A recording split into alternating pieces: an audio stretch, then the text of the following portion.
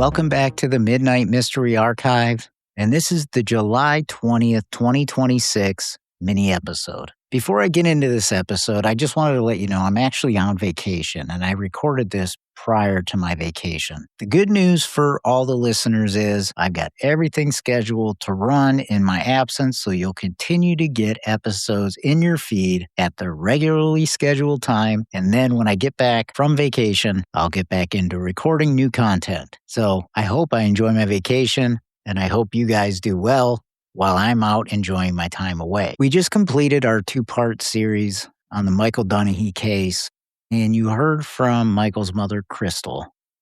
And doing that Witness Wednesday episode was probably one of the hardest conversations I've ever had. You have to remember that Michael was just 4 years old when he disappeared in 1991. And that pain and that hurt and the sadness comes through in that interview with Crystal. It's very raw. It's very real. And I'll be very candid and frank. It has forced me to rethink my approach to Witness Wednesday. I realized during that conversation that I am not built to manage a conversation with that type of emotion. I walked away from that Witness Wednesday interview feeling like I shouldn't have done it. And it was one of those experiences where in life you do something thinking that it's a good thing to do. And I think it was certainly well-intentioned. But it becomes clear that there's certain conversations that need to be left with people who are more experienced having them. And frankly, that's not me. That's not to say Witness Wednesday will go away. It won't. But I'm going to rethink the strategy around Witness Wednesday and who I want to have those conversations with. My sincerest hope is that Crystal gets answers from Michael, that those answers are positive. I believe he can still be out there living his life. Hopefully, whoever took him that day has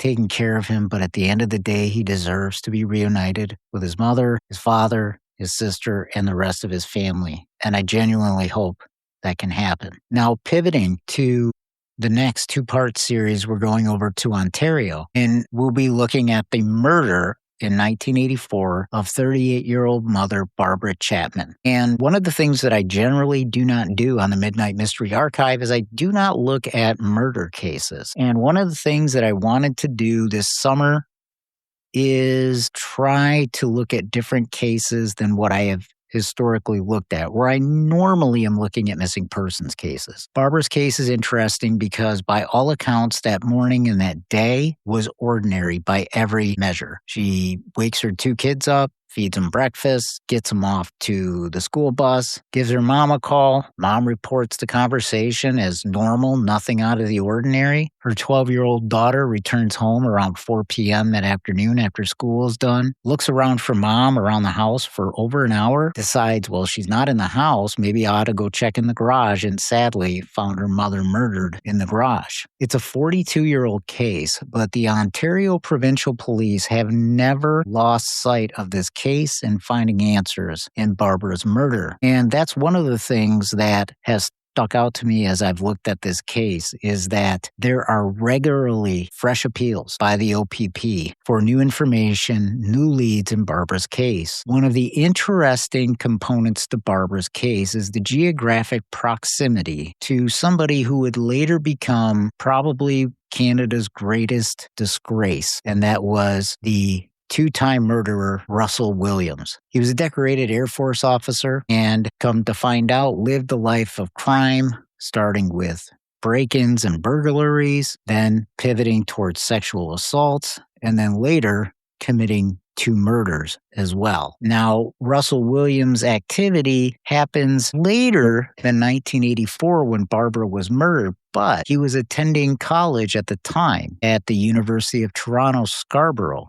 So he would have been in the geographic region. Now, he's never been publicly named as a suspect in Barbara's case. He has never been ID'd through any sort of forensic information to be a potential culprit in Barbara's case, but the geographic proximity has created an interest in Russell as a potential suspect in Barbara's murder. I think you'll really be interested in this case again because it's a different approach than what I normally take with the Midnight Mystery Archive, but it's also one where you have a prolific criminal in the geographic area that provides a little bit of intrigue and a different element to the story. So that's coming up on Friday, part 1. Next Friday will be part 2. And also, don't forget, we just launched as part of the Archive Podcast Network, The Halls of Mediocrity on July 14th.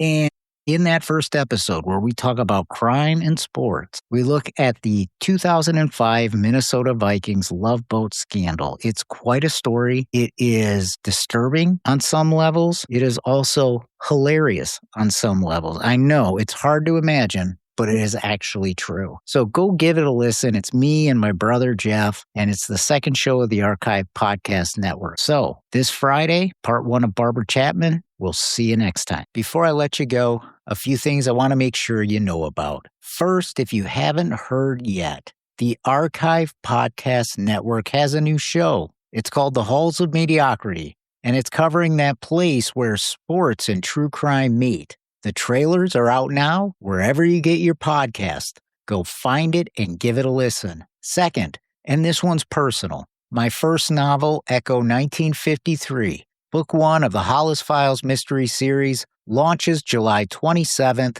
2026. It's available for pre-order on Amazon right now, and the link is in the show notes. If this podcast has meant something to you, I genuinely believe you will enjoy this book. And finally, if you want to go deeper on everything we do here at the Midnight Mystery Archive, our Patreon is now open. It gives you early access to episodes, case notes, behind-the-scenes production notes, and a first look at what's coming next. 3 tiers starting at $5 a month, a cup of coffee. A link is in the show notes. And as always, follow us on X, join our official Facebook group, and if you're on Apple Podcasts or Spotify listening, make sure to give us a rating. It goes a long way in bringing new listeners to the show and the cases that we cover. We'll see you next time.